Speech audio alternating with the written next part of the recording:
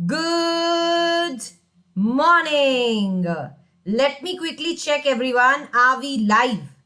एक बार रुक जाएंगे, मुझे चेक कर लेने देंगे.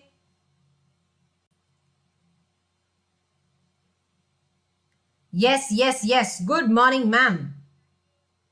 आपकी आवाज नहीं आ रही. संकल्प बेटा, मेरे को तो आ रही है. आई थिंक आ रही है बेटा, आवाज आ रहा है.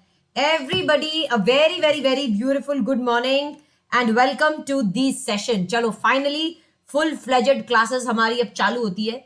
आपकी ऑलरेडी ऑडिट की 2 क्लास हुई है, लेकिन वो इंट्रोडक्टरी समझ लो. अब से अपनी नॉर्मल बैच जो है वो मंडे से स्टार्ट हो रहा है और जमकर पढ़ाई करनी है हमें. और जमकर ऑडिट के सब्जेक्ट को क्या करना है, एक्सेल करना है ना. आ जाओगे. चलिए, गुड मॉर्निंग एवरीवन. यार अपने दोस्तों को भी भेज दीजिए. सारे बच्चे, आपके दोस्त वगैरह जिसको नहीं पता है, प्लीज आप उन्हें लिंक शेयर कर दीजिएगा, क्योंकि हो सकता है आज अगर किसी बच्चे को पता ना हो तो वो ना अटेंड कर पाए, है ना. तो हम लोग लिंक शेयर कर देंगे. अब अपनी 2 क्लासेस ऐप पे यहाँ यूट्यूब पे रहेगी, उसके बाद अपने शिफ्ट कर जाएंगे ऐप के ऊपर, है ना. चलो, जर्नी कैसा था मैडम? एकदम बढ़िया. आइएगा. चलो जी. All right. स्टार्ट करें. चलो, ओके बेटा जी. ओके. स्टार्ट करते हैं आज की क्लास को और अपनी पढ़ाई को आगे बढ़ाते हैं. तो हमने क्या किया था, हमने अपना चैप्टर नंबर 1 स्टार्ट किया था. चलो आ जाओ. है मैडम कहाँ गई थी? बताऊंगी, ब्रेक में बताऊंगी. ठीक है, चलो आ जाओ, ब्रेक में बताऊंगी. चलो आ जाओ एवरीबॉडी. चैप्टर नंबर 1 स्टार्ट करते हैं. और आपने अभी तक क्या पढ़ा है चैप्टर नंबर 1 में? आपने मेरे साथ पढ़ा है कि ऑडिट क्या होती है, और उसके बाद आपने पढ़ा था कि ऑडिट करने के क्या ऑब्जेक्टिव्स होते हैं. करेक्ट. हमने अपनी पिछली क्लास में से लिखा भी था कि ऑडिट किस दृष्टिकोण से ऑडिटर ऑडिट करता है, क्या उसका ऑब्जेक्टिव है. जब ऑडिटर, एक ऑडिटर ऑडिट करने जाता है तो बेटा जी उसके किस गोल को अचीव करने गया है, तो क्या ऑब्टेन करना चाहता है. वो रीजनेबली अश्योर, इतनी चेकिंग करेगा वो, ताकि वो अश्योर हो जाए कि फाइनेंशियल स्टेटमेंट में किसी भी तरीके की क्या ना हो, कोई गलती ना हो. ठीक है. अब इतनी अश्योरेंस के बाद ऑडिटर अपना ओपिनियन देगा, है ना. किस पर ओपिनियन देगा? फाइनेंशियल स्टेटमेंट्स पे, कि पूरी तरीके से फाइनेंशियल स्टेटमेंट्स ठीक ठाक बने हैं ना, एफआरएफ के हिसाब से बने हैं ना. और ये ओपिनियन कहां देगा? रिपोर्ट में देगा. करेक्ट. और वो जो रिपोर्ट कैसे बनाएगा? एसेज के हिसाब से अपनी रिपोर्ट को बनाने वाला है. चलो ओके, चलिए आइएगा. अब आगे बढ़ते हैं हम. अब आगे बढ़ेंगे और अब हम किसके बारे में बात करेंगे? Scope of audit. ये हमने पिछली क्लास में टॉपिक स्टार्ट किया था, लेकिन इसे कवर नहीं किया था, है ना. Scope of audit. चलो आ जाओगे एवरीबॉडी. अब एकदम स्कोप के बारे में बात करेंगे. मैडम, स्कोप ऑफ ऑडिट मतलब क्या होता है? बेटा, स्कोप मतलब होता है टू रेंज और रीच ऑफ समथिंग. मतलब ऑडिटर किस दायरे में रह के काम करेगा. तुम मुझे बताओ, तुम अभी सीए इंटर के एग्जाम दे रहे हो, तुम किस स्कोप में रह के पढ़ाई कर रहे हो? जो सिलेबस तुमको आईसीएआई ने सीए इंटर के लिए दिया है, उस दायरे में रह के तुम काम कर रहे हो, पढ़ाई कर रहे हो. अब तुम सीए फाइनल वाला तो नहीं पढ़ लोगे सीए इंटर में. सही बोल रही हो मैडम. तो अभी हम उसी चीज की बात कर रहे हैं कि ऑडिटर किस स्कोप में रह के काम करता है. कहता है पर्पस. ऑडिट का क्या पर्पस होता है? ऑडिट का ये पर्पस होता है कि ऑडिटर जाके फाइनेंशियल स्टेटमेंट्स को चेक करे, ताकि लोगों का, यूजर्स का कॉन्फिडेंस क्या बढ़ जाए, फाइनेंशियल स्टेटमेंट पे बढ़ जाए. At the end of the day भाई, ऑडिट करवाते ही क्यों है? तुम सबको पता है ऑडिट क्यों करवाई जाती है. क्योंकि इन फाइनेंशियल स्टेटमेंट्स को पढ़कर लोग अपने डिसीजन लेने वाले हैं. तो उन लोगों का कॉन्फिडेंस बढ़ने के लिए. एक बात बताओ, मैं अगर रिलायंस के फाइनेंशियल स्टेटमेंट्स को पढ़कर रिलायंस में इन्वेस्ट कर रही हूं, तो मुझे ये आश्वासन तो मिलना चाहिए कि रिलायंस का फाइनेंशियल स्टेटमेंट ठीक है. तो ऑडिटर ऑडिट करेगा तो मेरा कॉन्फिडेंस बढ़ेगा. तो मुझे लगेगा हाँ भाई, किसी ने तो चेक किया है, एक प्रोफेशनल ने चेक किया है, चार्टर्ड अकाउंटेंट ने चेक किया है, तो मेरा कॉन्फिडेंस बढ़ता है. तो कहता है ऑडिटर का स्कोप क्या रहता है कि ऑडिटर को ऑडिट करना ही क्यों है? ऑडिट इसलिए की जाती है ताकि लोगों का कॉन्फिडेंस बढ़ जाए. करेक्ट. चलिए, कहते हैं फाइनेंशियल स्टेटमेंट्स के यूजर्स कौन होते हैं? कौन लोग फाइनेंशियल स्टेटमेंट्स को रीड करते हैं? हमारे जैसे, तेरे जैसे शेयर होल्डर्स बेटा, कंपनी के एम्प्लॉइज, कंपनी के customers, government, regulatory authorities, bankers. ये सब क्या करते हैं? बैंक लोन देने के समय, गवर्नमेंट टैक्स कैलकुलेट करने के समय या ग्रांट देने के समय, कस्टमर्स ये चाहते हैं ना, अगर मैं रिलायंस के साथ डील कर रही हूं तो मैं ये नहीं चाहती मेरा रिलायंस में पैसा ब्लॉक हो जाए, तो मैं फाइनेंशियल स्टेटमेंट्स देखती हूँ। शेयर होल्डर्स, तो ये सारे लोग फाइनेंशियल स्टेटमेंट्स को क्या करते हैं, रीड करते हैं। और इनका कॉन्फिडेंस कब बढ़ेगा बेटा, जब ऑडिटर अपना ओपिनियन देगा कि फाइनेंशियल स्टेटमेंट्स बिल्कुल एफआरएफ के हिसाब से बने हुए हैं, फाइनेंशियल स्टेटमेंट्स बिल्कुल ठीक ठाक बने हुए हैं। अगर ऑडिटर ऐसा ओपिनियन देगा, एक बात बताओ, तुम लोग अपने ऐसा दिल पे हाथ रख के बोलो, सारे बच्चे दिल पे हाथ रखो। मैडम सच में दिल पे हाथ रखना है क्या? हाँ, तो झूठ थोड़ी बोल रही हूं, दिल पे हाथ रखो। ठीक है, रख लिया मैडम। मुझे एक बात बता, जब तक ऑडिटर नहीं कह देता, जब तक ऑडिटर अपनी रिपोर्ट में नहीं कह देता कि इस कंपनी के फाइनेंशियल स्टेटमेंट बिल्कुल बराबर है, तब तक तुम्हें कॉन्फिडेंस आएगा क्या? तुम खुद बताओ मुझे। रख लिया madam, very good very good. मुझे बताओ, जब तक कोई कंपनी का ऑडिटर ये नहीं कह देता कि सब कुछ ठीक है, तब तक तुम उस कंपनी के फाइनेंशियल स्टेटमेंट्स पे रिलाय कर सकते हो क्या? नहीं ना मैडम, दुनिया चोरों की भरी हुई है, दुनिया चोरों की भरी हुई है। तो कोई तुम्हारा फ्रॉड कर दे तुम्हारे साथ तो तुम्हें पता ही नहीं चलेगा। तो कहता है देखो, लोगों का कॉन्फिडेंस फाइनेंशियल स्टेटमेंट्स पे कब आता है, जब ऑडिटर अपना ओपिनियन देता है कि मैंने चेक कर लिया है, जितना हो सकता था मैंने चेक कर लिया और मेरे हिसाब से फाइनेंशियल स्टेटमेंट ठीक बने हैं, तो हमारा कॉन्फिडेंस आता है। तो उसके लिए ऑडिटर को चेकिंग क्या क्या करनी है वो हम देखेंगे। ठीक है, चलो आ जाओगे। ओके, चलिए अब ये क्या कहता है, व्हाट इज एप्लीकेबल एफआरएफ। ये मैंने आपको ऑलरेडी बता दिया था, यहां पे आपको बताया गया है एप्लीकेबल फाइनेंशियल रिपोर्टिंग फ्रेमवर्क मतलब क्या होता है। कहता है फाइनेंशियल रिपोर्टिंग फ्रेमवर्क मतलब वो फ्रेमवर्क जिसके हिसाब से कंपनी अपने फाइनेंशियल स्टेटमेंट्स को प्रिपेयर करती है। जैसे आपको पता है सारे कंपनीज इंडिया में अपने फाइनेंशियल स्टेटमेंट्स को कंपनीज एक्ट 2013 के शेड्यूल 3 के हिसाब से बनाती है। तो वो क्या हो गया, फाइनेंशियल रिपोर्टिंग फ्रेमवर्क। कहता है देखो, नाम से ही समझ में आएगा तुम्हें, फाइनेंशियल रिपोर्टिंग मतलब फाइनेंशियल स्टेटमेंट बनाना, फ्रेमवर्क मतलब किस हिसाब से बनाना है, फाइनेंशियल स्टेटमेंट किस हिसाब से बनाना है। कहता है जैसे सारे हमारे देश में जितनी भी कंपनीज है, कहता है हमारे देश की हर एक कंपनी कंपनीज एक्ट के शेड्यूल 3 को फॉलो करके बनाती है फाइनेंशियल स्टेटमेंट्स, है ना। तो कहता है फ्रेमवर्क, फाइनेंशियल रिपोर्टिंग फ्रेमवर्क मतलब वो फ्रेमवर्क जिसे अडॉप्ट किया जाता है फाइनेंशियल स्टेटमेंट्स को प्रिपेयर करने के लिए, प्रेजेंट करने के लिए, that is acceptable in view of the nature of the entity, ताकि उससे एंटिटी का ट्रू नेचर दिखे, the objects of financial statements and that is required by law. जैसा कानून कहता है कि ऐसे फाइनेंशियल स्टेटमेंट बनने चाहिए तो वैसे बने, उसे हम क्या कहते हैं, फ्रेमवर्क। जिस तरीके से, जैसे हर कंपनी को अकाउंटिंग स्टैंडर्ड्स, अकाउंटिंग पॉलिसीज को फॉलो करके बनाना है क्या, तो वो क्या हो गया, फाइनेंशियल रिपोर्टिंग फ्रेमवर्क, ताकि एंटिटी के जिस तरीके की एंटिटी है उसको ध्यान में रखते हुए आपको फाइनेंशियल स्टेटमेंट्स को बनाना है। ठीक है, ओके। चलिए मैम, जीतू क्या कह रहा है, मैम ऑडिटर का अप्रूवल के बाद ही कंपनी अपने फाइनेंशियल स्टेटमेंट पब्लिश करती है क्या? हाँ, तो ऑडिटर आके चेक करेगा। देखो, कंपनी फाइनेंशियल स्टेटमेंट्स बना लेती है, पर ऑडिटर आके उसे क्या करता है, चेक करता है, ऑडिट रिपोर्ट बनाता है, अपना ओपिनियन देता है, फिर आपके फाइनेंशियल स्टेटमेंट्स, ऑडिट रिपोर्ट जब फाइनल हो जाते हैं फाइनेंशियल स्टेटमेंट्स। आपने चैप्टर नंबर 9 में पढ़ा है बेटा कि एक जब एजीएम होती है ना, कंपनी की एनुअल जनरल मीटिंग, साल खत्म होने के बाद एजीएम होती है, तो एजीएम में financial statements, audited financial statements plus auditor की ऑडिट रिपोर्ट प्लस बोर्ड की रिपोर्ट एजीएम में ले डाउन की जाती है। जब ऑडिटर आके ऑडिट कर लेता है, ऑडिटर बता देता है सब ठीक ठाक है, मतलब सब ऑडिटर चेक कर लेता है, तो ऑडिटर की रिपोर्ट, बोर्ड रिपोर्ट और ऑडिटेड फाइनेंशियल स्टेटमेंट्स को एजीएम में प्लेस किया जाता है शेयर होल्डर्स के सामने, है ना। चलो ओके एवरीबॉडी, अब हम क्या बात करेंगे बेटा, स्कोप के बारे में बात करेंगे। चलो अब मेन मुद्दे पे आ गए। अब आपने ये समझ लिया स्कोप मतलब क्या होता है, किस दायरे में रह के काम करना है। स्कोप मतलब ये होता है बेटा, किस दायरे में रह के तुमको काम करना है। तो कहता है ऑडिटर जब तुम ऑडिट करने जाओगे तो किस दायरे में रह के काम करोगे। तो कहता है देखो, सबसे पहले जब कवरेज ऑफ ऑल एस्पेक्ट्स, अब सुनना एकदम अच्छे से समझ के बात सुनना बेटा, लिखेंगे भी अपने, अच्छे से रीड भी करेंगे, क्लास में रिवाइज भी करेंगे, सब क्लास में ही करेंगे अपने, है ना। अपने इस तरीके से क्लास में पढ़ेंगे कि तुम्हारा रीड राइट रिवाइज सब क्लास में हो जाए। ठीक है, चलो तो अब अपने सबसे पहले स्कोप की बात करते हैं।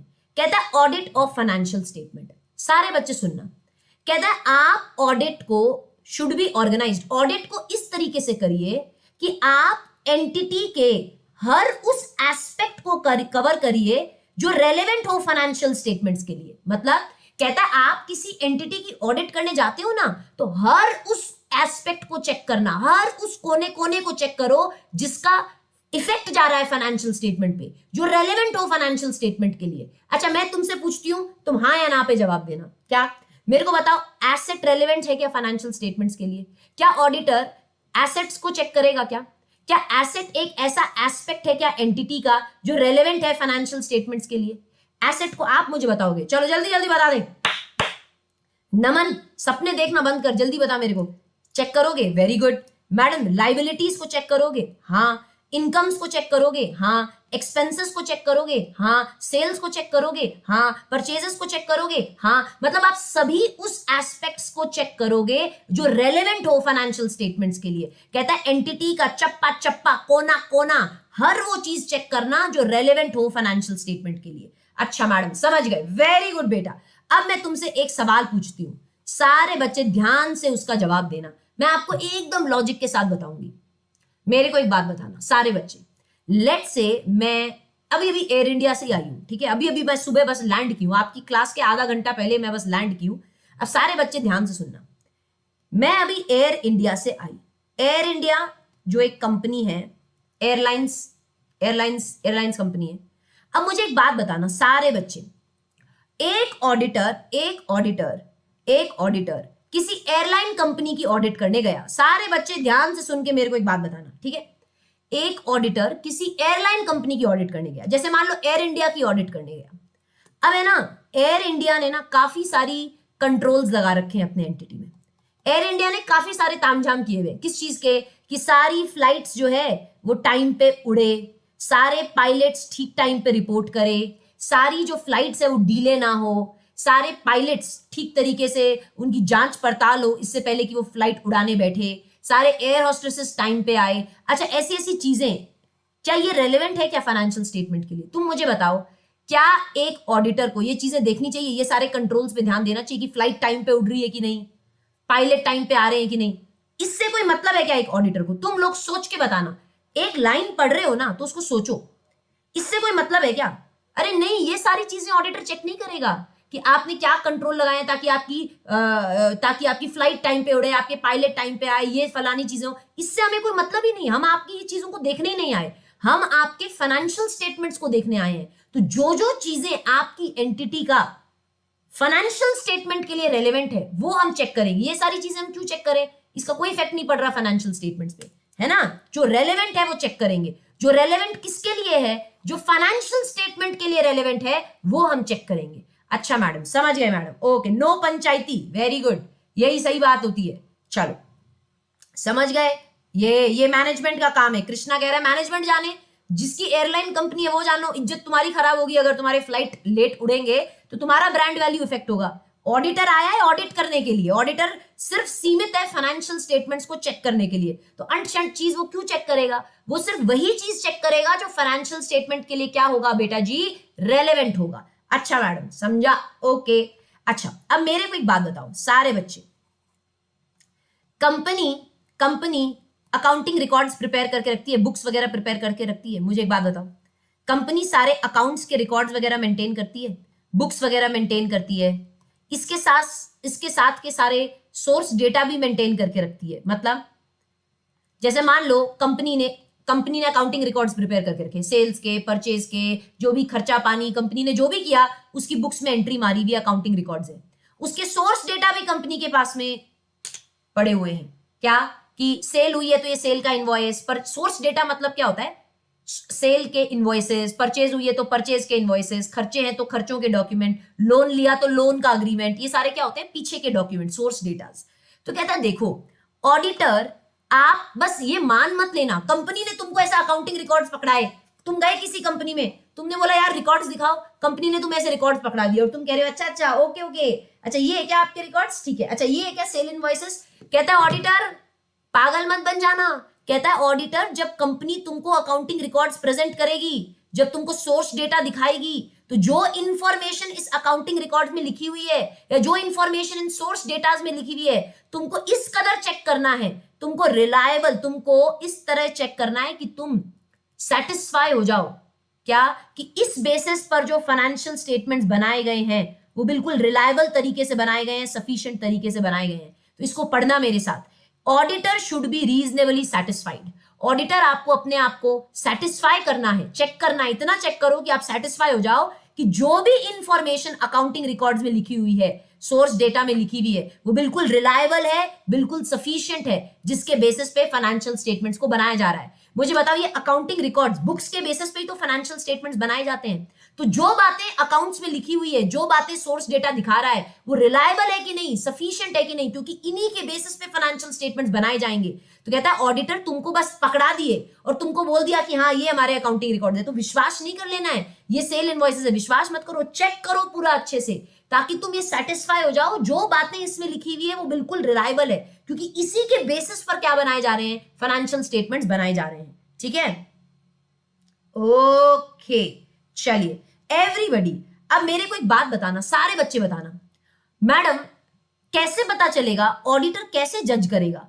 ऑडिटर मेक्स अ जजमेंट, कहता है ऑडिटर कैसे जज करेगा कि फाइनेंशियल इंफॉर्मेशन रिलायबल है कि नहीं, सफिशिएंट है कि नहीं?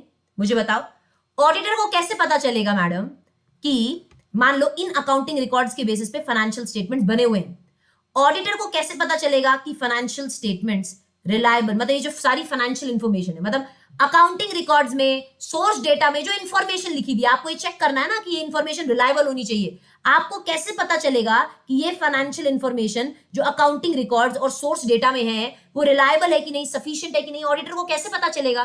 कहता है ऑडिटर, सिंपल सी बात है, आप क्या कर लो, स्टडी कर लो, असेसमेंट कर लो, किसका? Accounting system and internal control का। मतलब मैडम मेरे को एक बात बताना सारे बच्चे, अगर एक कंपनी का अकाउंटिंग सिस्टम एकदम तगड़ा है, एक कंपनी के अकाउंटिंग सिस्टम ऐसा है कि उसमें ऑडिट ट्रेल शुरुआत से एंड तक सारे ट्रांजैक्शन आप ट्रैक कर सकते हो, अगर कंपनी का इंटरनल कंट्रोल तगड़ा है, अगर कंपनी का अकाउंटिंग सिस्टम तगड़ा है, तो कहीं ना कहीं कंपनी के अकाउंटिंग रिकॉर्ड्स भी ठीक बने होंगे। क्या मैं गलत बोल रही हूं क्या? तुम बताना मुझे सारे बच्चे। अगर आप मान लो किसी कंपनी की ऑडिट करने गए और आप देख रहे हो सॉलिड अकाउंटिंग सिस्टम है, अकाउंटिंग सिस्टम ऐसा है कि एंड टू एंड सारी चीजें प्रिजर्व्ड है, इंटरनल कंट्रोल एकदम तगड़ा है, तो आप मुझे बताओ आपके अकाउंटिंग रिकॉर्ड्स में लिखी हुई बातें कहीं ना कहीं ऑडिटर को रिलायबल और सफिशिएंट लगेगी क्या? सही है ना? कहता है देखो आपको ना ऑडिटर ये चेक करना है, सेटिस्फाई करना है क्या कि अकाउंटिंग रिकॉर्ड्स में लिखी हुई बातें, सोर्स डेटा में लिखी हुई बातें रिलायबल है कि नहीं। कैसे पता चलेगा? आप वहां के अकाउंटिंग सिस्टम को देख लो, आप वहां के इंटरनल कंट्रोल सिस्टम को देख लो, अगर अकाउंटिंग तगड़ा है, इंटरनल कंट्रोल तगड़ा है, मतलब फाइनेंशियल इंफॉर्मेशन भी रिलायबल होगी। और कहता है थोड़े बहुत टेस्ट वगैरह भी कर लो, इंक्वायरीज भी कर लो, ऑडिट प्रोसीजर्स भी कर लो, मतलब थोड़ी थोड़ी, और जैसे एक बात बताओ, टेस्ट कर लो, इंक्वायरी कर लो, कुछ कुछ प्रोसीजर्स करो। मतलब मैडम एक एग्जांपल दे दो इसका, हमारे दिमाग में क्लियर हो जाएगा। टेस्ट कर लो मतलब लेट्स से मैनेजमेंट ने बैंक रिकंसिलिएशन स्टेटमेंट बना रखा है, आप भी ऑडिटर एक बार खुद से बैंक रिकंसिलिएशन स्टेटमेंट बनाओ और मैनेजमेंट वाले बीआरएस से मैच करके देखो, तो पता चल जाएगा कि मैनेजमेंट सही काम कर रहा है क्या। मतलब आप खुद भी टेस्ट वगैरह करो, आप खुद भी मैनेजमेंट से पूछताछ करो, अपने प्रोसीजर्स करो। जैसे जैसे मान लो मैनेजमेंट ने बीआरएस बनाया, तो तुम भी ऑडिटर बनाओ अपनी तरफ से बीआरएस और फिर चेक करो मैनेजमेंट ने ठीक बनाया कि नहीं, तो तुम्हें पता चल जाएगा सारी चीजें ठीक है कि नहीं। सही है, वेरी वेरी गुड, समझ में आ गया मैडम, वेरी गुड, ये होता है बात। तो कहता है देखो ऑडिटर सबसे पहले आपको हर उस एस्पेक्ट को कवर कर लेना है जो फाइनेंशियल स्टेटमेंट के लिए रेलेवेंट हो। दूसरा, अकाउंटिंग रिकॉर्ड्स में लिखी हुई बातें और सोर्स डेटा में लिखी हुई बातें रिलायबल एंड सफिशिएंट होनी चाहिए। तेरे को कैसे पता चलेगा रिलायबल है कि नहीं? अकाउंटिंग सिस्टम को देख लो, खुद कुछ टेस्ट इंक्वायरी हाथ पे रिलाएगा तो पता चल जाएगा रिलायबल है कि नहीं, सफिशिएंट है कि नहीं। सही बोल रही हो मैडम, वेरी गुड बेटा। फिर आपको क्या करना है बेटा, आपको यह देखना है auditor should also decide whether information is properly disclosed in the financial statements। सारी बातें फाइनेंशियल स्टेटमेंट्स में ठीक तरीके से डिस्क्लोज्ड है कि नहीं। आपको पता है ना अकाउंटिंग स्टैंडर्ड्स रिक्वायर करते हैं डिस्क्लोजर्स। जैसे आपको एक एग्जांपल देती हूं, AS 18। मैडम AS 18 क्या कहता है? अकाउंटिंग स्टैंडर्ड 18 कहता है कि अगर एंटिटी आपने अपने रिलेटेड पार्टीज के साथ ट्रांजैक्शन किए हैं ना, तो उसे डिस्क्लोज करो। तो ऑडिटर ये चेक करेगा कि आपके फाइनेंशियल स्टेटमेंट में जो बातें डिस्क्लोज होनी चाहिए वो ठीक से डिस्क्लोज हुई है कि नहीं। ये ऑडिटर के स्कोप का काम है, ऑडिटर ये चेक करता है। He should also keep in mind applicable statutory requirement, आपने लॉज वगैरह को कंप्लाई किया है कि नहीं फाइनेंशियल स्टेटमेंट बनाने में। तो ये तीन चीजें ऑडिटर के क्या आती है, स्कोप में आती है। ये काम आपको ऑडिट में करना है। सबको समझा क्या बेटा? लिखेंगे अपने लास्ट में, ठीक है, अभी नहीं लिखेंगे। अभी आप मेरे साथ पढ़ते जाओ, चलो, नाइस डीपी नमन है क्रिश, डीपी वीपी देखनी है तुम्हें, इधर आ जाओ। ऐसा तो नहीं मैडम ओ नाइस कॉन्सेप्ट मैडम, नहीं नाइस डीपी नमन, हाँ इधर आ जाओ। चलो, स्कोप ऑफ ऑडिट, ब्लॉक कर दो मैडम इसको, ठीक है बेटा, ठीक है ओके। जहर घोल रहे हो तुम्हें चैटों में, इधर आ जाओ। चलो, स्कोप में क्या चीजें आती है, सारे बच्चे इधर आ जाओ। स्कोप में क्या आता है मैडम, चलो बेटा तुम बोलोगे मैडम स्कोप में क्या आता है, ऑडिटर को हर उस एस्पेक्ट को क्या कर लेना है, कवर कर लेना है जो क्या हो, रेलेवेंट हो फॉर फाइनेंशियल स्टेटमेंट। समझ गया मैडम, ओके। दूसरी चीज, ऑडिटर के स्कोप में क्या आता है, ऑडिटर को ये चेक करना है कि जो भी बातें अकाउंटिंग रिकॉर्ड्स में या जो भी बातें सोर्स डेटा में लिखी हुई है वो बिल्कुल रिलायबल है कि नहीं, सफिशिएंट है कि नहीं, ये ऑडिटर को चेक करना है। मैनेजमेंट तो आके कोई भी रिकॉर्ड दिखा देगा, तुमको चेक को तो करना पड़ेगा ना, ये जो लिखी हुई बातें रिलायबल है कि नहीं, सफिशिएंट है कि नहीं। मैडम कैसे पता चलेगा, बेसिक चीज, आप अकाउंटिंग सिस्टम को चेक कर लो, इंटरनल कंट्रोल को चेक कर लो, अगर वो तगड़े हैं मतलब बातें ठीक लिखी हुई होगी। एंड खुद थोड़ा हाथ पे हिलाओ, टेस्ट करो, इंक्वायरीज करो, कुछ प्रोसीजर्स करो, तो पता चल जाएगा बात ठीक है कि नहीं। अच्छा, सारी बातें ठीक से डिस्क्लोज भी होनी चाहिए, सारी बातें जो लॉ के हिसाब से, एफआरएफ के हिसाब से डिस्क्लोज होनी चाहिए। ऑडिटर चेक करेगा वो ठीक से डिस्क्लोज है कि नहीं है। लिखना है, देख लो तुम लिख पाओगे क्या। अभी मैंने तुमको बोला, अभी तुम सब ओरल सुनो, ब्रेक में लिखवाऊंगी, ओके। ब्रेक दूंगी ना तो ब्रेक में अच्छे से लिखेंगे। अभी तो ये कितना, देखो मैंने ये, इससे तुम्हें कभी लाइफ में समझ में नहीं आएगा मैंने क्या लिखा है। मैम ये कॉपी में टेपना है क्या, अभी टेपना नहीं है रे, ये क्या टेपेगा, तेरे को समझेगा क्या, ऐसा टेप लेगा तो ऐसा मत लिख, ऐसा टेपने से तेरे को मैं लिखवाऊंगी, बढ़िया तरीके से लिखवाऊंगी। तुमने क्या समझा अपनी मैडम को, मैडम लिखवाएगी नहीं, बढ़िया से लिखवाएगी। अच्छा अच्छा ओके, अच्छा चलो, अच्छा इधर आओ। सबसे पहले सारे बच्चे पहले इस क्वेश्चन को पढ़ो, who is responsible for preparation and presentation of financial statement. कहता है देखो, किसी डाउट में मत रहना तुम, हो सकता है तुम डाउट में रह जाओ। ऑडिटर का काम फाइनेंशियल स्टेटमेंट को बनाने का नहीं होता है, कहता है स्पष्ट शब्दों में कहते हैं हम, ये मैनेजमेंट की रिस्पॉन्सिबिलिटी है भाई फाइनेंशियल स्टेटमेंट को प्रिपेयर करने की। मैनेजमेंट अपना जजमेंट वगैरह यूज करता है फाइनेंशियल स्टेटमेंट को बनाने में, जजमेंट यूज करता है। हाँ, अब मान लो मैनेजमेंट को प्रोविजन बनाना है, किसका, बैड डेट का, तो मैनेजमेंट अपना जजमेंट यूज करेगी। मैनेजमेंट को मान लो अकाउंटिंग एस्टिमेट्स वगैरह बनाने हैं, तो मैनेजमेंट अपना जजमेंट यूज करती है, फाइनेंशियल स्टेटमेंट्स को बनाती है। ऑडिटर का काम नहीं है। कहता है मैनेजमेंट ही अकाउंटिंग पॉलिसीज चूज करती है, जैसे क्या मेथड यूज करना है डेप्रीसिएशन का, इन्वेंट्री को वैल्यू करने के लिए क्या तरीका यूज करना है। अब आपको चाहे डेप्रीसिएशन डब्ल्यूडीवी मेथड पे यूज करना है, एसएलएम मेथड पे यूज करना है, तो कौन सी अकाउंटिंग पॉलिसी अप्रोप्रिएट रहेगी, ये मैनेजमेंट चूज करती है। ऑडिटर तो सिर्फ ये देखता है कि अगर तुमने जो अकाउंटिंग पॉलिसी चूज की वो ठीक है कि नहीं। मतलब बेसिकली बेटा, ऑडिटर का काम फाइनेंशियल स्टेटमेंट को बनाने का नहीं है, ऑडिटर का काम है सिर्फ देखने का कि मैनेजमेंट ने अपना काम ठीक किया कि नहीं। कहता देखो यहां पे वापस से सेम लिखी हुई है, कहता ऑडिटर सिर्फ ये इवैल्यूएट करता है क्या, कि मैनेजमेंट ने अकाउंटिंग पॉलिसीज जो सेलेक्ट की है, जो भी सिलेक्शन किया है मैनेजमेंट ने, वो सिलेक्शन प्रॉपर है कि नहीं। मान लो आपने एसएलएम मेथड यूज किया या इन्वेंट्री को वैल्यू करने का जो तरीका यूज किया, वो अकाउंटिंग पॉलिसी प्रॉपर है कि नहीं, whether policy has been consistently on period to period basis applied. जो भी अकाउंट है, ऐसा हो सकता है क्या पिछले साल तुमने एसएलएम मेथड यूज किया, करंट ईयर तुम डब्ल्यूडीबी यूज कर रहे हो, ऐसा हो सकता है नहीं।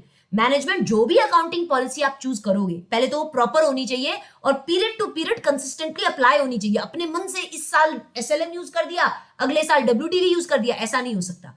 आपको कंसिस्टेंटली अकाउंटिंग पॉलिसीज को अप्लाई भी करना है, ऑडिटर ये चेक करेगा। ठीक है, ओके, समझा?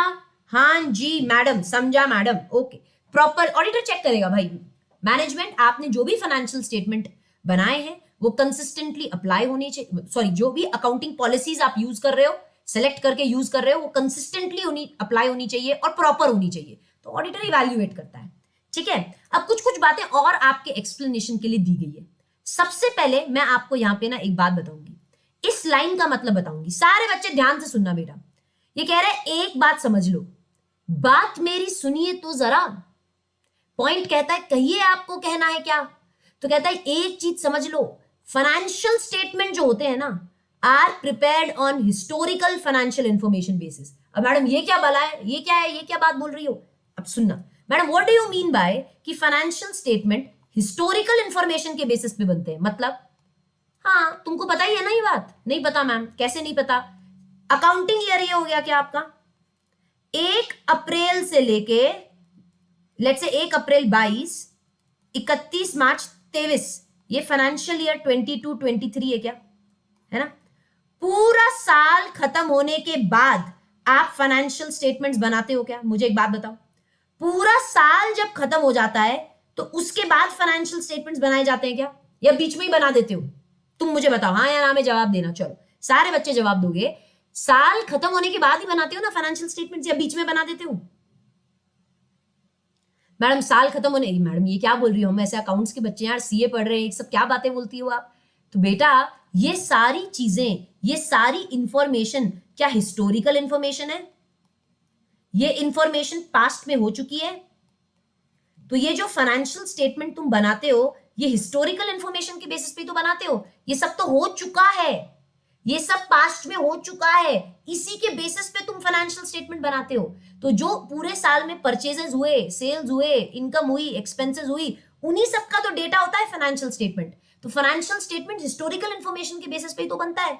हाँ ये तो है, ये तो बात सही कह रही हो। तो ये क्या कह रहा है, ये जो फाइनेंशियल स्टेटमेंट्स आप प्रिपेयर करते हो ना, ये हिस्टोरिकल इंफॉर्मेशन के बेसिस पे प्रिपेयर करते हो। अब यहाँ पे बोला हुआ भी है क्या, ये बात जो है वो यहाँ पे लिखी हुई है, यहाँ पे अच्छे से लिखी हुई है, तो इसको पढ़ते हैं। हिस्टोरिकल फाइनेंशियल इंफॉर्मेशन मतलब क्या? इंफॉर्मेशन जो आपने फाइनेंशियल टर्म्स में एक्सप्रेस की है एक एंटिटी की, about economic events occurred in the past, मतलब जो इकोनॉमिक इवेंट्स पास्ट में अकर हो गए हैं उनको आप फाइनेंशियल टर्म्स में एक्सप्रेस करते हो, तो वो होते हैं आपके फाइनेंशियल स्टेटमेंट्स। मतलब जो परचेजेस, सेल्स आप फाइनेंशियल स्टेटमेंट्स में रिकॉर्ड कर रहे हो वो हिस्टोरिकल इंफॉर्मेशन है। क्यों? क्योंकि ये ऐसे इकोनॉमिक इवेंट्स है, परचेज सेल्स ऐसे इकोनॉमिक इवेंट्स हैं जो पास्ट में हो चुके हैं, तो उन्हीं को आप फाइनेंशियल टर्म्स में, फाइनेंशियल स्टेटमेंट्स में लिखते हो अकाउंटिंग सिस्टम के बेसिस पे। तो कहता है जो चीजें एंटिटी में हो चुकी, जो इकोनॉमिक कंडीशंस जो पास्ट में चीजें हो चुकी, उन्हीं के बेसिस पे आप फाइनेंशियल स्टेटमेंट्स बनाते हो। ठीक है, आपकी क्लास 1 घंटे 45 मिनट्स की होगी शिवम। ठीक है, तो अब तुम टाइम कैलकुलेट कर ले बेटा। ओके चलिए 1:15 तक होगी बेटा तेरी क्लास शिवम। ठीक है, स्टार्ट हुई नहीं, पहले खत्म कब होगी है, ये बात यहां पे भी लिखी हुई है, वापस सेम बात 2 बार लिखी गई है। तो कहते हैं परचेज सेल्स जो आप लिखते हो वो क्या है, फर्स्ट हिस्टोरिकल इंफॉर्मेशन ही तो है, क्योंकि ये ट्रांजैक्शन पास्ट में हो चुके। तो हिस्टोरिकल इंफॉर्मेशन मतलब events that have occurred in past, जो पास्ट में हो चुके, उसी इंफॉर्मेशन को फाइनेंशियल टर्म्स में तुम फाइनेंशियल स्टेटमेंट्स में लिख रहे हो, that is historical financial information. ठीक है, चलो ओके बेटा।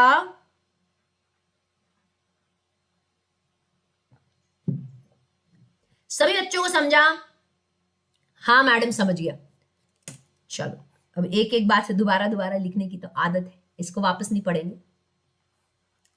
अब मेरे को एक बात बताओ मैडम, स्कोप में क्या आता है वो तो हमने समझ लिया, स्कोप में क्या नहीं आता आप हमें वो बताइए। मतलब एक बात बताओ ऑडिटर, हाँ ठीक है तुम अकाउंट्स के देवता हो, आप अकाउंट्स की फील्ड में बहुत नॉलेज रखते हो, आप अकाउंट्स के देवता हो, लोग आपको एक तरफ से गॉड ऑफ अकाउंट्स मानते हैं चार्टर्ड अकाउंटेंट्स को, बट कुछ ऐसी चीजें हैं जो आपको नहीं करनी है ऑडिट में, जो तुम्हारे स्कोप में आती ही नहीं है। क्या नहीं आता यार? ऑडिटर, ये मैंने आपको पिछली क्लास में बताया था, auditor is not expected to perform duties. Auditor वो काम करो ही मत जो आपके कॉम्पिटेंस का है ही नहीं। अरे मतलब तुम क्या, एक बात बताओ, तुम क्या मशीन को देख के, एक मशीन को देख के उसकी फिजिकल कंडीशन बता सकते हो क्या? नहीं। तुम किसी सिविल स्ट्रक्चर को देख के उसका लाइफ बता सकते हो क्या? नहीं। तुम किसी मशीन को देख के बता सकते हो क्या वो और कितने साल चलेगी? ये सब इंजीनियर्स का काम है, तुम्हारा नहीं है। तो ये सब करना मत, ओवर स्मार्ट बनना नहीं है तुमको, तुमको अपने दायरे में रह के काम करना है। ऑडिटर ओवर स्मार्ट मत बन जाना है। मतलब ठीक है तुम हो गए अकाउंट्स के देवता, इसका मतलब ये नहीं है कि तुम हर फील्ड के देवता हो। सॉरी, कहता ऑडिटर वो सब काम करो मत रे जो तुम्हारे कॉम्पिटेंस का है ही नहीं, ये सब मत करो, क्या ज्यादा ओवर स्मार्ट मत बनो। ठीक है ओके, उतनी ही चादर फैलाओ, नहीं क्या, उतने ही पैर फैलाओ जितनी चादर हो। सुना होगा ना तुमने? नहीं सुना मैडम? ओके चलो ठीक है ओके।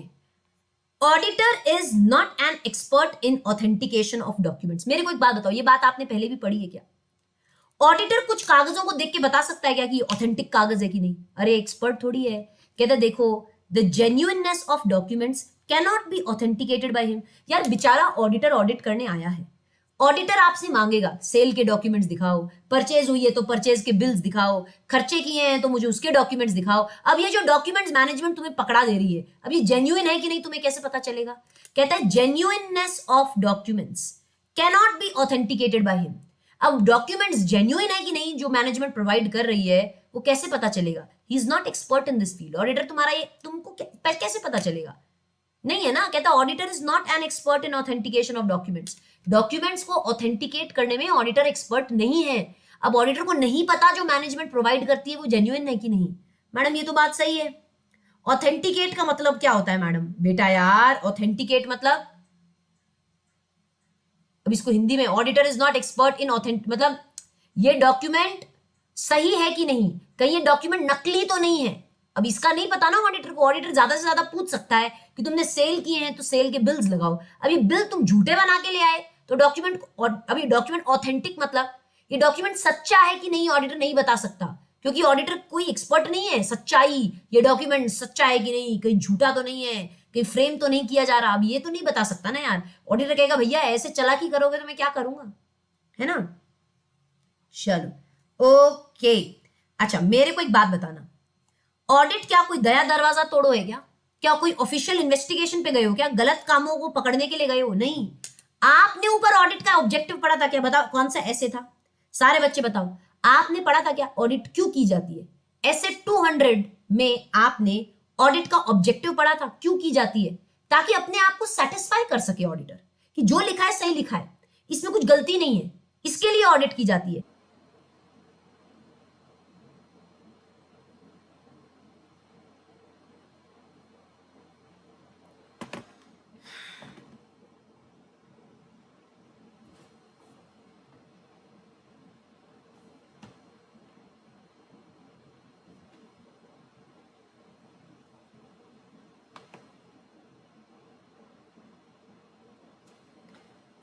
बच्चों एक बार मुझे बताओ ना,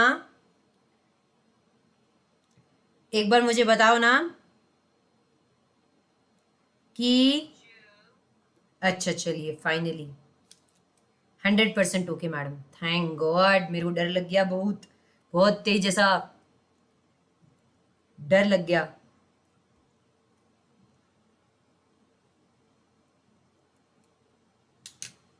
चलो क्या हो रहा है यार आज?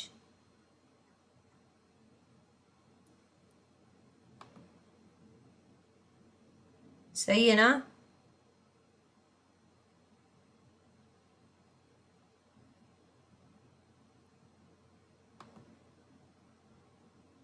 क्लियर है ना बेटा?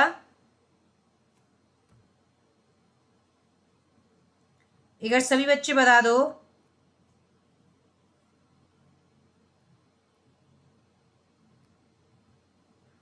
ऑल क्लियर है? कोई बात नहीं, कोई बात नहीं, कोई बात नहीं। पता नहीं कुछ तो इंटरनेट पे ना गड़बड़ हो गई थी, बीच में इंटरनेट ऐसे चला गया। अब मेरे को लग रहा है इंटरनेट सर्विस प्रोवाइडर से झगड़ा करना पड़ेगा मेरे को। क्या है ये? व्हाट इज दिस सर्विस, है ना। चलो ओके मैम, फिर से नोटिफिकेशन भेज दो। आधे बच्चे भाग गए। ये बच्चे क्या है, भगौड़े हैं सारे के सारे बच्चे। Please join, lag is clear now. बताओ, lag is clear now, please join.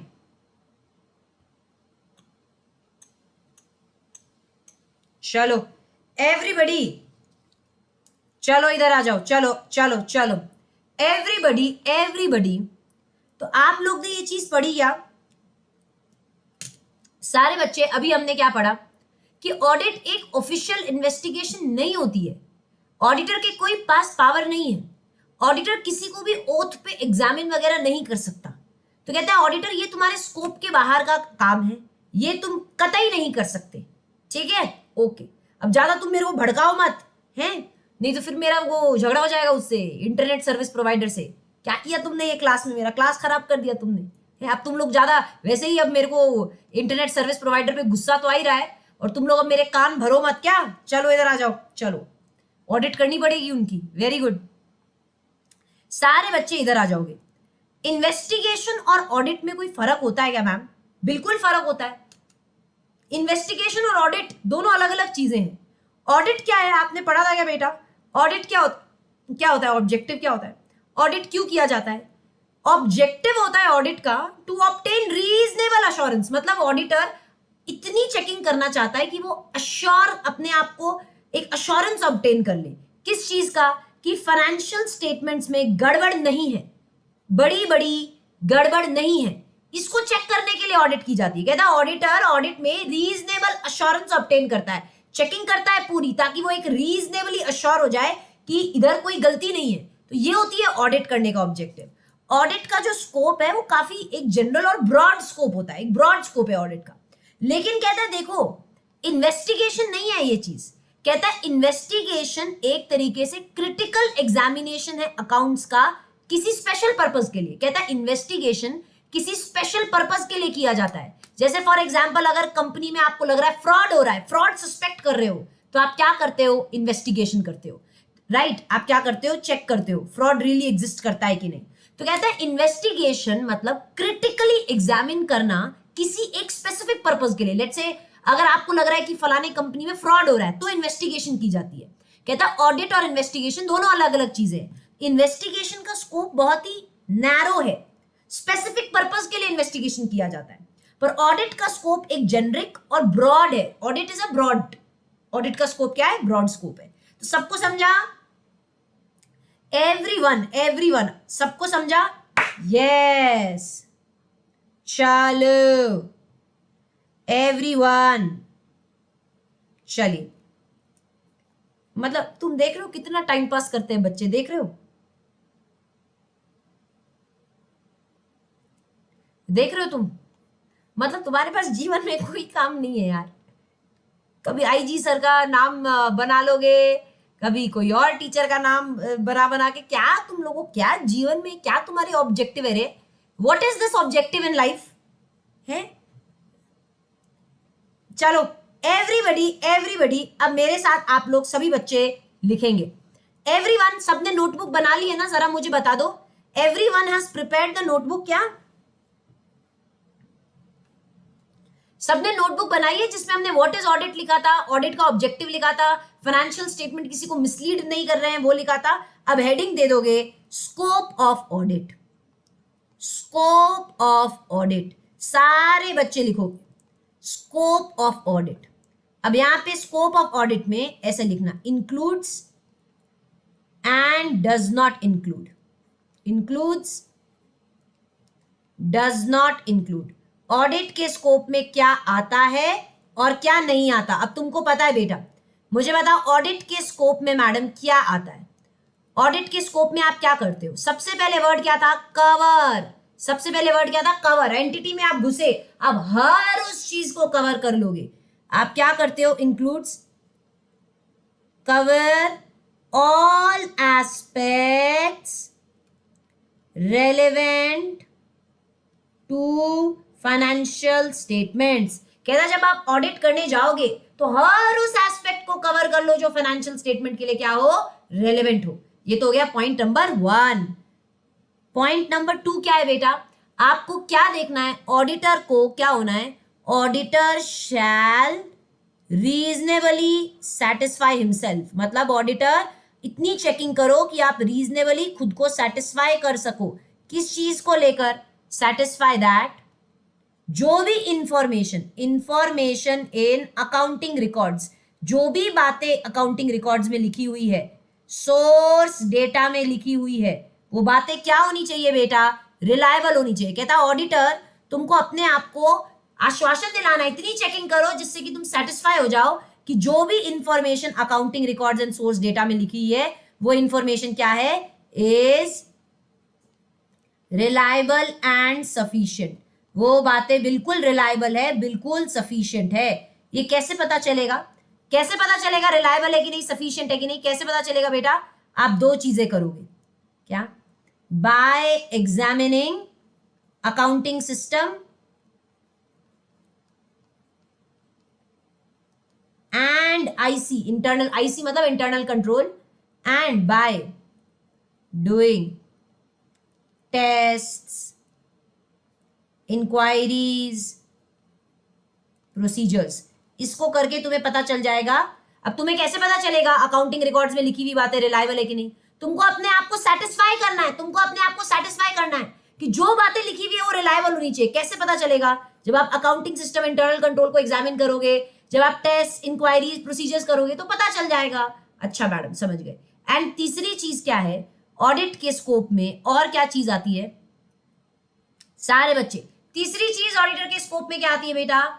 Auditor को ये देखना, मेरे पास यहां स्पेस कम है तो मैं इधर लिख रही हूं, all information in financial statement is appropriately disclosed. Auditor को ये चेक करना है सारी बातें जो डिस्क्लोज होनी चाहिए थी वो डिस्क्लोज हुई कि नहीं। All information in financial statement is appropriately disclosed. ये ऑडिटर क्या करता है बेटा? चेक करता है।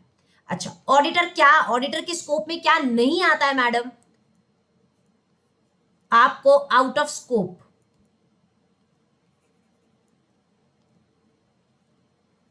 ऑडिटर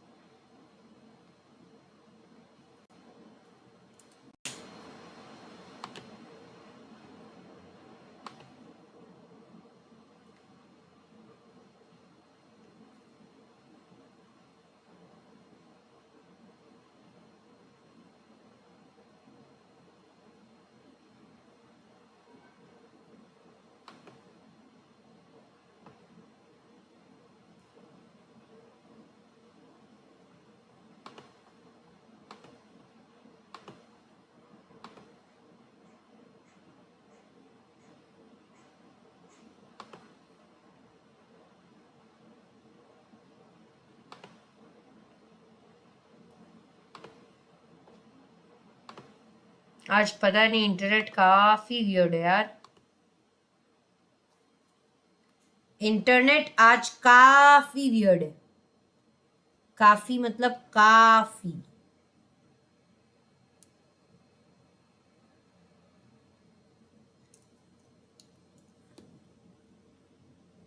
कोई बात नहीं, कोई बात नहीं बेटा, ठंड ठंड ठंड, कोई बात नहीं, गुस्सा नहीं होते, गुस्सा नहीं होते मैडम। इंटरनेट बेटा, गुस्सा मुझे भी आ रहा है पर अब हम कुछ कर नहीं सकते। कोई बात नहीं, आजा, चलो जितना लैग आएगा थोड़ा सा आज बेयर कर लो यार।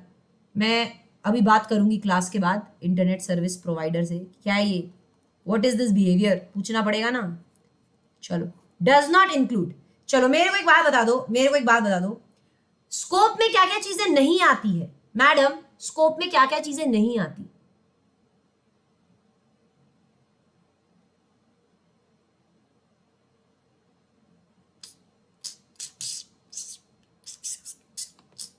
मैडम स्कोप में क्या नहीं आता है? क्या हो रहा है? कोई बात नहीं।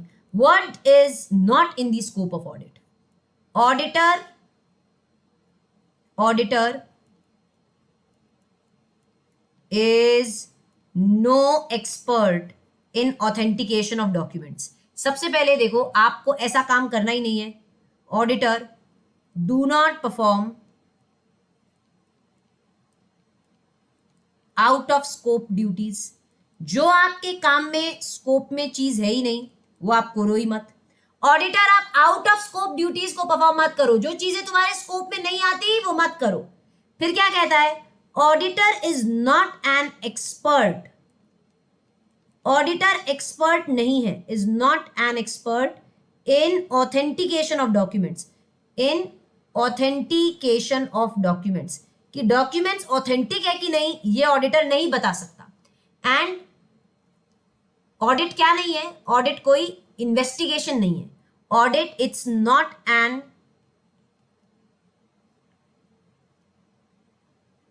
It's not an official investigation of wrong doings. आप कोई गलत कामों का इन्वेस्टिगेशन करने नहीं आए। ठीक है, सबको समझा? चलो,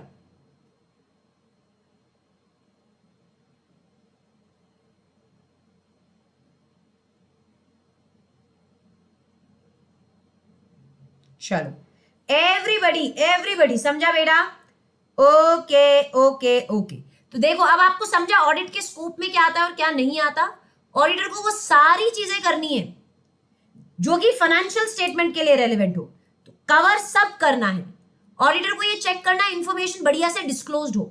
ऑडिटर को ये भी चेक करना है कि जो भी बातें अकाउंटिंग रिकॉर्ड्स में लिखी हुई है वो बिल्कुल रिलायबल हो, सफिशिएंट हो।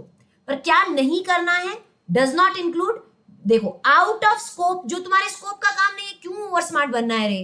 कहता ऑडिटर बिल्कुल एक्सपर्ट नहीं है डॉक्यूमेंट्स को ऑथेंटिकेट वगैरह करने में, और कोई ऑफिशियल इन्वेस्टिगेशन पे नहीं गया है, गलत कामों का, रॉन्ग डूइंग का इन्वेस्टिगेशन करने नहीं गए तुम। सबको समझा? रॉन्ग डूइंग, कौशल बेटा डूइंग लिखा है, डूइंग डूइंग, रॉन्ग डूइंग। ठीक है,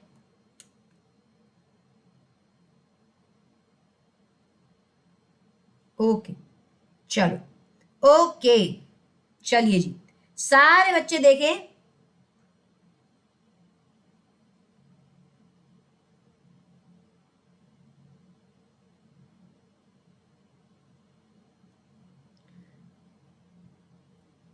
चलो एवरीवन,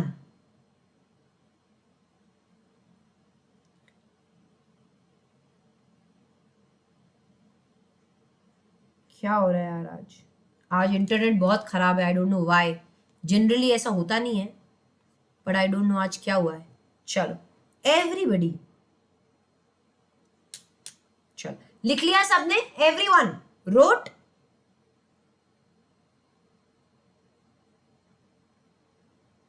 सबने लिख लिया?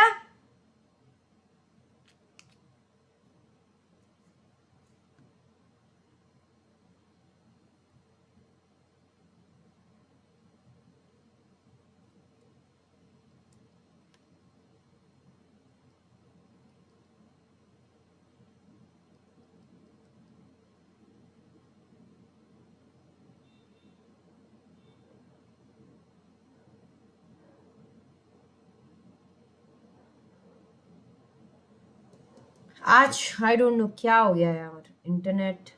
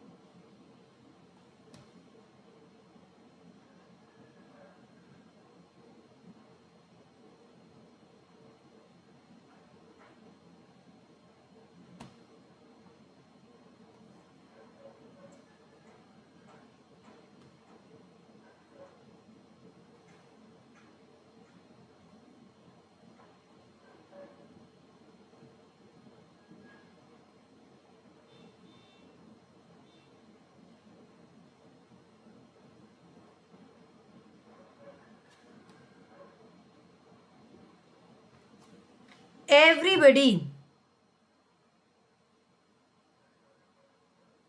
बेटा थोड़ा इंटरनेट पता नहीं क्या हो रहा है। ये संतोष को कोई संतोष नहीं है ना? ये संतोष बेटा, मैं तेरे को ब्लॉक नहीं कर रही हूं, इसका मतलब क्या कुछ भी बोलता जाएगा क्या?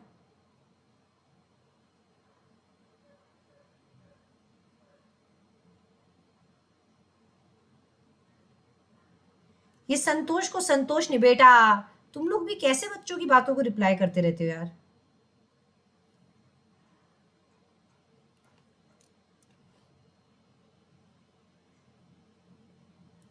किधर है मोबाइल हॉटस्पॉट? हॉटस्पॉट से ही देखें आज तो।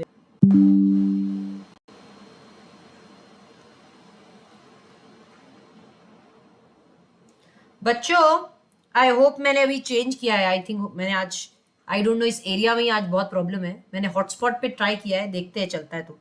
ठीक है,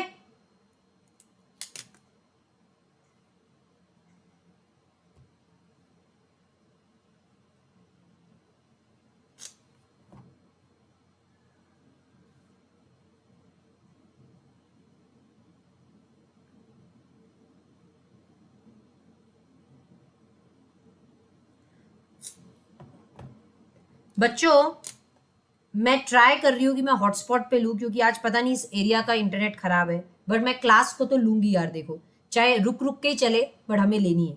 ठीक है, क्लियर है? ठीक है, चलो ओके।